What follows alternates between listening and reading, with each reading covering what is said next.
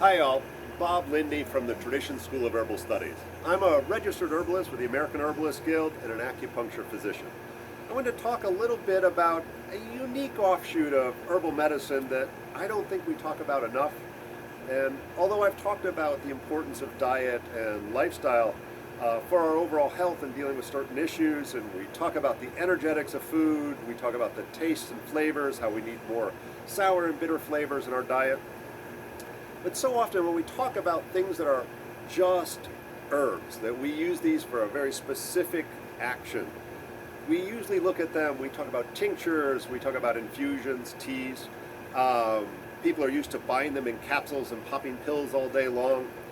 But the reality is it's very normal, especially with our tonic herbs, but sometimes even dealing with specific acute issues, to put these into our daily diet, and they become our vegetables, they become the base of our soups and our stews, and don't always taste so bad. They actually create some really unique flavors for us. So I got to tell a little story and give a shout out to three of my teachers. They were my primary teachers in acupuncture school. I had Dr. Tian, who's an acupuncture physician locally, who, we run into each other still on a regular basis and think very highly of each other's abilities. Was probably taught the majority of many of my classes, both diagnostics and herbs. My primary diagnostic teacher was Shao who's left the area. I'm not sure where he is. I've lost track of him. He was one of the best teachers and had such a passion for teaching students and an emphasis on diagnostics. It really coined my way of the importance of diagnostics, but also the way I teach herbal medicine and Chinese medicine as a whole. And then Dr. Li, he was a tall man who I probably bugged him to no end, and I was constantly asking about what'd you do as a kid, what'd you do in China, how did you incorporate these herbs, and what did your mom do, what did your grandmother do? And mostly he pushed me away and told me to shut up. No, he was great. He really started to find that I had this passion for not only understanding the diagnostics and energetics, but how do we make this more accessible to the general public? And rather than having to do this nasty decoction where we boil the herbs up or the teas and so forth, but how do we make this just part of our daily diet and meals? So I wanted to talk about a couple of herbs that we can commonly utilize into our diet, that we don't have to worry about dosage and adverse side effects, and is a very common part of the diet in a variety of places like China and India and even Africa. And we've just got three nice examples here in front of us. So one is Gotu Kola. This is Centella asiatica, and here in Florida we actually have a native species. Centella erectus is thought to be the Florida native, and we find that even the herb of commerce, the asiatica, has now become kind of naturalized here in Florida. And it's a beautiful plant, quite distinct. It's sometimes mistaken for a number of other herbs, but the flower shape, the leaf shape is very distinct. And although we do use this in Chinese medicine, it's primarily thought of to be an Ayurvedic herb, an herb from India, and has a unique ability to reduce inflammation in the brain. We look at it for degenerative and chronic diseases, a number of autoimmune disorders affecting the nerves. And ultimately, here's the nice part, it tastes pretty good. I actually eat this on a pretty regular basis. We have a couple of hundred yards, sorry, our neighbors are rocking out. We have a couple hundred yards of our garden at home is covered with Gotu Kola. So it's very normal for me to go out every day and pull up a handful and just have a little nibble. And you can use up to 100 grams of this in a soup or a stew. You can make pesto out of this. It's a very mild flavor and becomes even milder once it's cooked down. Eating these raw, I just picked these out of a pot. You can grow this in a hanging pot. And I always want to be smarter. I won't say I've had any degenerative brain diseases. I don't have MS or anything. But when we start to look at a variety of issues dealing with the functioning of our brain, this can be a wonderful addition and used as a single or in combination with other herbs.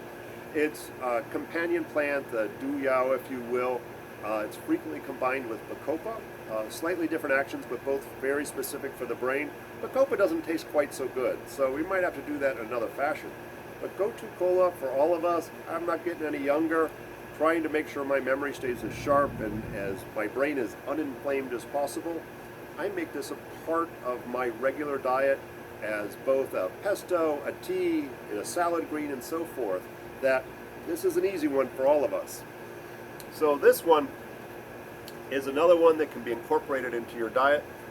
This one's a little bit more exciting, if you will. This is Spilanthes, and there's a couple of different varieties, but all of this can be used both as food itself or as medicine. It's kind of like eating pop rocks, an herbal pop rocks, if you will.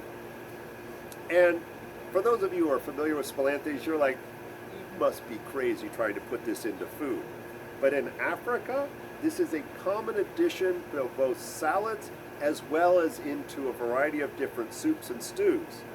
Medicinally, we can use this for anything from toothaches. We can use it topically for infections, especially tooth infections. And there's some decent research out there looking at it specific for candida overgrowth. So we can make this as an internal herb used as a tea, a soup, stew, or just chewing it up raw. But do know you're not having an allergic reaction. You're actually tasting some of the unique chemicals that are here in the Spilanthes. Personally, although it does shock a little bit, I kind of like it. But one last one.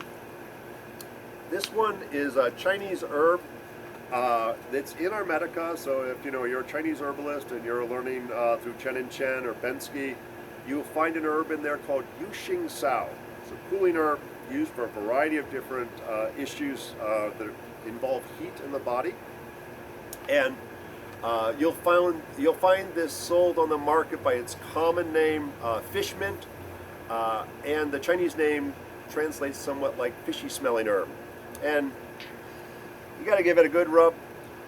Kind of smells like the seaweed's been sitting a little too long on the seashore. It's not offensive, but it's unique. Its Latin name is Houtonia, and I forget the species name.